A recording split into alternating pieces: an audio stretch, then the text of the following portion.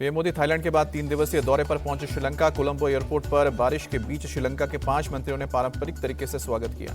PM Modi के स्वागत के लिए ताज समुद्र होटल में उमड़ा भारतीय समुदाय के लोगों ने हाथों में तिरंगा लेकर मोदी मोदी के नारे लगाए। पीएम मोदी भारतीय समुदाय के बीच गर्मजोशी से पहुंचे लोगों से हाथ मिलाया, उनसे बात की और बच्चों को भी प्यार किया। प्रधानमंत्री का होटल में मुस्लिम समुदाय के लोगों ने भी स्वागत किया। पीएम मोदी ने रामायण पर आयोजित एक पपेट्री शो भी देखा। पीएम मोदी आज श्रीलंका के राष्ट्रपति अनुराकुमार दिसानायके से करेंगे मुलाकात। दिसानायके के राष्ट्रपति बनने के बाद किसी हेड ऑफ गवर्नमेंट का यह पहला श्रीलंका दौरा। श्रीलंका आने से पहले थाईलैंड में पीएम मोदी और बांग्लादेश के मुख्य सलाहकार मोहम्मद यूनुस की मुलाकात हुई। बांग्लादेशी हिंदुओं पर अत्याचार का मुद्दा उठा। पीएम मोदी ने मोहम्मद यूनुस को दिया सख्त संदेश, कहा कि बांग्लादेश में हिंदुओं सहित सभी अल्पसंख्यकों की सुरक्षा आपकी जिम्मेदारी है और इसे आपको निभाना चाहिए। पीएम मोदी ने बांग्लादेश के हालात पर चिंता जताते हुए मोहम्मद यूनुस को दी हिदायत, बांग्लादेश के माहौल को खराब करने वाली किसी भी बयानबाजी से बचना चाहिए। मोहम्मद यूनुस ने भी पीएम मोदी के सामने बांग्लादेश की पूर्व पीएम शेख हसीना के प्रत्यर्पण का मुद्दा उठाया। तख्तापलट के बाद से शेख हसीना ने भारत में ले रखी है शरण। प्रधानमंत्री मोदी ने बैंकॉक में भूटान के पीएम से मुलाकात की। दोनों नेताओं के बीच द्विपक्षीय मुद्दों पर बातचीत हुई। बिम्स्टेक सम्मेलन के दौरान नेपाली प्रधानमंत्री केपी शर्मा ओली से मिले पीएम मोदी, कहा कि सकारात्मक रही बातचीत। वक्फ संशोधन बिल पर all India Muslim personal law board ने राष्ट्रपति द्रौपदी मुर्मू से मिलने का वक्त मांगा। पत्र लिखकर बिल पर मुस्लिम समुदाय की चिंता जाहिर की। वक्फ संशोधन बिल के खिलाफ सुप्रीम कोर्ट पहुंचा असदुद्दीन ओवैसी, कहा कि मुसलमानों को टारगेट कर रही है सरकार। बिल के विरोध में कांग्रेस सांसद मोहम्मद जावेद भी याचिका दे। असदुद्दीन ओवैसी ने बिल को बताया असंवैधानिक, कहा कि यह मुसलमानों के मौलिक अधिकारों का उल्लंघन है। कानून आने से कई मस्जिद वक्फ से हट जाएंगी। कांग्रेस के सांसद मोहम्मद जावेद बोले, बिल लाकर मुसलमानों के अधिकार छीन रही है सरकार। उम्मीद है कि सुप्रीम कोर्ट बिल को जल्द खारिज करेगा। कांग्रेस के सांसद इमरान मसूद ने कहा कि सुप्रीम कोर्ट संविधान का रक्षक है, यह मुसलमानों के नहीं संविधान बचाने की लड़ाई है।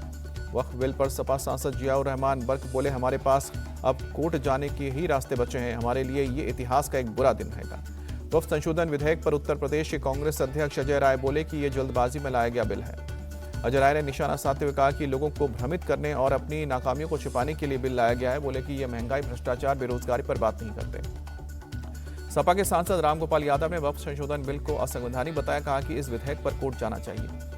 वक्फ बिल पास होने से भड़का all India Muslim personal law board, कहा कि सरकार का रवैया अफसोसजनक है। जल्द देशव्यापी प्रदर्शन और कानूनी लड़ाई का ऐलान। जुमे की नमाज के बाद देश के कई शहरों में मुसलमानों का प्रदर्शन। कोलकाता से मुंबई तक सड़क पर उतरे मुसलमान। वक्फ संशोधन बिल को वापस लेने की मांग। पीडीपी चीफ महबूबा मुफ्ती बोली, वक्फ बोर्ड मुसलमानों की संस्था, इसे इस तरह बुलडोज करना डाका डालने के बराबर है। जो हुआ बहुत गलत हुआ। बीजेपी धर्म के नाम पर बांटने की कोशिश कर रही है। टीएमसी नेता कुणाल घोष का बयान। केंद्रीय मंत्री जीतन राम मांझी का बयान, बोले कि वक्फ संशोधन बिल किसी के पक्ष विपक्ष में नहीं, विपक्ष तुष्टीकरण की राजनीति कर रहा। जीतन राम मांझी ने कहा कि ये जो लोग बिल पारित हुआ है वो ऐतिहासिक है। ये किसी धर्म के खिलाफ नहीं बल्कि एक खराब व्यवस्था के खिलाफ है। उद्धव ठाकरे ने बाला साहब की विचारधारा त्याग कर कांग्रेस की अपनाई। वक्फ संशोधन बिल का विरोध करने पर बीजेपी का तंज। महाराष्ट्र के सीएम देवेंद्र फडणवीस बोले, सिर्फ तुष्टीकरण की नीति के लिए बनाया गया था। पुराना वक्फ कानून न अल्पसंख्यकों को लाभ मिलता था और न ही कोई दान का काम होता था। वक्फ संशोधन बिल को लेकर बीजेपी का अजायक पटना में पोस्टर लगाए, लिखा ये सब बाबर के वंशज हैं, पूर्वज इनका औरंगजेब है। हावड़ा में रामनवमी की शोभा यात्रा निकालने की कलकत्ता हाईकोर्ट ने मंजूरी दी। अंजनी पुत्र सेना और वीएचपी के मुस्लिम बहुल काजीपारा के पुराने रास्ते से जुलूस निकालने की इजाजत मिली है। कलकत्ता हाईकोर्ट ने एक जुलूस में 500 लोगों के शामिल होने की इजाजत दी है। सभी लोगों के नाम की लिस्ट, आईडी की कॉपी पुलिस को सौंपनी होगी। कलकत्ता हाईकोर्ट ने शोभा यात्रा के दौरान किसी मेटल से बने हथियार या लाठी के प्रदर्शन की अनुमति नहीं दी है। अंजनी पुत्र सेना और वीएचपी के जुलूस अलग अलग समय पर निकलेंगे। वीएचपी की नेता रितु सिंह ने कलकत्ता हाईकोर्ट के आदेश को अपनी जीत बताई, कहा कि कोर्ट के आदेश के मुताबिक ही निकाली जाएगी शोभा यात्रा। टीएमसी नेता कुणाल घोष ने कहा कि हाईकोर्ट ने पुलिस के रुख पर लगाई है मुहर। अगर वीएचपी लोगों पहले ही पुलिस की बात मान लेती तो हाईकोर्ट जाने की जरूरत नहीं पड़ती। विधानसभा में नेता प्रतिपक्ष शुभेंदु अधिकारी ने हाईकोर्ट पर जताई खुशी, कहा कि धार्मिक त्योहार मनाना संवैधानिक अधिकार, फिर भी ममता की पुलिस रोकती है। टीएमसी सांसद कल्याण बनर्जी का शुभेंदु अधिकारी पर पलटवार। वीएचपी और अंजनी पुत्र सेना की एप्लीकेशन कोर्ट की गाइडलाइंस के खिलाफ थी, इसीलिए पुलिस ने नहीं दी थी जुलूस की इजाजत। पश्चिम बंगाल के कूच बिहार में तृणमूल कांग्रेस और बीजेपी के कार्यकर्ताओं के बीच हिंसक झड़प, दोनों तरफ से जमकर ईंट और पत्थर चले। मौके पर पहुंची पुलिस टीम ने भीड़ पर जोरदार लाठीचार्ज किया। भारी तादाद में पुलिस फोर्स की तैनाती हुई। शिक्षक भर्ती घोटाला मामले में प्रदर्शन और चक्का जाम करने की तैयारी में थे बीजेपी कार्यकर्ता। एक जुलूस से लौट रहे तृणमूल छात्र परिषद के कार्यकर्ताओं के साथ भिड़ंत हुई। शिक्षक भर्ती घोटाले को लेकर ममता पर बीजेपी का अटैक, संबित पात्रा बोले भ्रष्टाचार में लिप्त है ममता सरकार। केंद्रीय गृह मंत्री अमित शाह छत्तीसगढ़ के दौरे पर रायपुर पहुंचे। एयरपोर्ट पर सीएम विष्णुदेव साय और डिप्टी सीएम विजय शर्मा ने स्वागत किया। अमित शाह आज नक्सल प्रभावित दंतेवाड़ा के दंतेश्वरी मंदिर में करेंगे पूजा अर्चना। बस्तर के पडुम कार्यक्रम में बस्तर के लोगों से करेंगे संवाद। अमित शाह ने ट्वीट करके जानकारी दी, रायपुर में नक्सल मुक्त भारत को साकार करने के लिए समीक्षा बैठक करेंगे। पुलिस अधिकारियों से नक्सलवाद के खिलाफ चल रहे अभियान की जानकारी लेंगे। केंद्र कैबिनेट की बैठक में बड़ा फैसला, 18,658 करोड़ की लागत वाली 4 रेल परियोजनाओं को मंजूरी। महाराष्ट्र, ओडिशा, छत्तीसगढ़ के 15 जिलों को कवर करेगी प्रस्तावित रेल योजना। मौजूदा नेटवर्क के करीब 1247 किलोमीटर की बढ़ोतरी होगी। स्टार्टअप महाकुंभ को लेकर बोले केंद्रीय मंत्री पीयूष गोयल, भारत में स्टार्टअप इकोसिस्टम की संभावनाएं बहुत हैं, हमारे युवा अच्छा काम कर रहे हैं। फिल्मकार मनोज कुमार का आज सुबह होगा अंतिम संस्कार। मुंबई में विले पार्ले के पवन हंस शमशान में दी जाएगी अंतिम विदाई। राहुल गांधी को इलाहाबाद हाईकोर्ट से झटका, सावरकर मानहानि के मामले में समन के आदेश को रद्द करने से लखनऊ बेंच का इनकार। कॉमेडियन कुणाल कामरा को आज मुंबई की खार पुलिस पूछताछ के लिए तलब की है।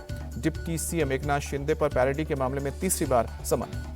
मुंबई में मराठी ना बोलने पर लोगों की पिटाई का मामला, पुलिस कमिश्नर से मिले सीनियर एडवोकेट सदावर्ते गुणरत्न ने राज ठाकरे की पार्टी के खिलाफ कार्रवाई की मांग। पुणे के दीनानाथ मंगेशकर अस्पताल पर बड़ा आरोप, पैसे नहीं होने की वजह से गर्भवती महिला को भर्ती करने से इनकार किया। तनीषा भीसे नाम की महिला की मौत हुई। तनीषा भीसे की मौत के बाद बीजेपी की महिला कार्यकर्ताओं ने डॉक्टर्स के क्लिनिक पर जाके हमला किया, क्लिनिक में जमकर तोड़फोड़ की। महाराष्ट्र के इगतपुरी में भीड़ ने पुलिस वालों पर किया हमला। पुलिस ने 37 नामजद सहित 60 अज्ञात लोगों पर एफआईआर दर्ज की। 31 मार्च को एक पेड़ में लटके शव के मामले की जांच करने पहुंची थी पुलिस की टीम। आत्महत्या का मामला बताने पर भड़का आदिवासी समुदाय। आदिवासी समुदाय का आरोप, पुलिस हत्या को आत्महत्या बताकर जांच नहीं कर रही है। भीड़ ने 2 पुलिस वालों के कपड़े भी फाड़े। हरियाणा के सीकर में 20 सड़क पर एक प्रॉपर्टी डीलर की हत्या कोशिश के मामले में पुलिस ने 2 आरोपी को पकड़ा। सीसीटीवी फुटेज के आधार पर हुई आरोपियों की पहचान। प्रॉपर्टी डीलर रमेश कुमार पर 15 मार्च को 2 बाइक सवार बदमाशों में देसी कट्टे से की फायरिंग। गोली नहीं चलने पर चाकू और लात घुसे से किया हमला। सोने की चेन लेकर फरार हुए। गौरिया गांव के पास पुलिस ने बदमाशों को घेरा। बस से उतरकर करीब 2.5 किलोमीटर भागे बदमाश। एक दीवार से कूदने की कोशिश में दोनों के पैर में फ्रैक्चर। यूपी में नोएडा के सेक्टर 15 में नूरुल्लाह हैदर नाम का एक शख्स अपनी पत्नी की हत्या के आरोप में गिरफ्तार। अवैध संबंध के शक में हथौड़े से मारकर हत्या की। मृतका आसमा खान के बहनोई के मुताबिक नूरुल्लाह और आसमा के बीच कई दिनों से चल रहा था झगड़ा। पुलिस ने शव को पोस्टमार्टम के लिए भेजा। नागपुर के मानकपुरा में 3 चोर पंजाब नेशनल बैंक की एटीएम लेकर हुए फरार। बुरी वारदात सीसीटीवी में कैद हुई। पुलिस के मुताबिक एटीएम में थी 7,58,000 की रकम। सीसीटीवी फुटेज के आधार पर चोरी की तलाश जारी। नैनीताल में एक घर में लगी भीषण आग। हादसे में किसी तरह की जनहानि की खबर नहीं। शॉर्ट सर्किट से घर में आग लगने की आशंका, दमकल की गाड़ियों ने पाया काबू।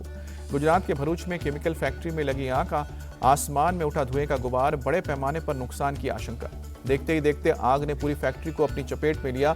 हादसे में किसी के हताहत होने की खबर नहीं। राजस्थान के कोटा में बस में लगी भीषण आग। वक्त रहते बस में सवार सभी 25 यात्रियों को पहले ही नीचे उतार लिया गया। आग में जलकर बस पूरी तरह से खाक। दमकल की टीम ने कड़ी मशक्कत के बाद काबू पाया। एमपी के मंदसौर में एक शख्स ने अनोखे ढंग से लगाई न्याय की गुहार। सड़क पर लेटते हुए पहुंची एसपी ऑफिस। गुमशुदा पत्नी और 2 बच्चों को तलाशने की मांग कर रहा। संभल की जामा मस्जिद के सामने हवन करने की कोशिश। दिल्ली से पहुंचे हिंदूवादी संगठन, पुलिस ने किया detain. Jaipur serial blast case में कोर्ट ने 4 आरोपियों को दोषी करार दिया। घटना के 17 साल बाद फैसला आया। ग्रेटर नोएडा अथॉरिटी का बड़ा एक्शन। अवैध विला प्रोजेक्ट पर चला बुलडोजर। 4000 वर्ग मीटर में बसी थी अवैध कॉलोनी। उज्जैन पुलिस की बड़ी कार्रवाई। तेज आवाज करने वाले 10 लाख के साइलेंसर पर रोड चलाया। गुजरात के जामनगर में एक ही परिवार के 5 शव कुएं में मिले। पुलिस ने मामले में जांच शुरू की। पश्चिम बंगाल के सिलीगुड़ी में ग्रेनेड बरामद। बम निरोधक दस्ते ने डिफ्यूज किया। सीबीआई को बड़ी सफलता। यूएई से इंटरपोल के जरिए 2 वांटेड भगोड़े सुहेल बशीर और तौफीक नजीर खान वापस लाए गए। बिहार के गोपालगंज में बैंक के ग्राहक सेवा केंद्र में लूट की कोशिश। बंदूक की नोक पर संचालक ग्राहकों को बंधक बनाया। काउंटर में पैसे नहीं मिलने पर बदमाशों ने संचालक को लात घूंसों से पीटा। पुलिस ने बदमाशों की तलाश कर रही है। दिल्ली पुलिस को मिली बड़ी कामयाबी। डॉक्टर के भेष में ज्वेलरी चोरी करने वाली महिला को चोर ने पकड़ा। मुंबई में बड़ी साजिश नाकाम। हथियारों के साथ 5 शूटर पकड़े गए। गृह राज्य मंत्री योगेश कदम बोले, निशाने पर थी बड़ी हस्ती। कोयंबटूर के कई इलाकों में कल हुई तेज बारिश। आम जनजीवन प्रभावित। बारिश की वजह से जगह जगह जलभराव, सड़क यातायात पर पड़ा असर। चैत्र नवरात्रि की आज अष्टमी, देश भर के मंदिरों में देवी के 8वें स्वरूप महागौरी की हो रही है पूजा। अयोध्या में रामनवमी उत्सव से पहले राम मंदिर में भव्य सजावट, फूलों और लाइटों से सजाया गया। मंदिर में भक्तों का लगा तांता, देश के कोने कोने से पहुंचे श्रद्धालु।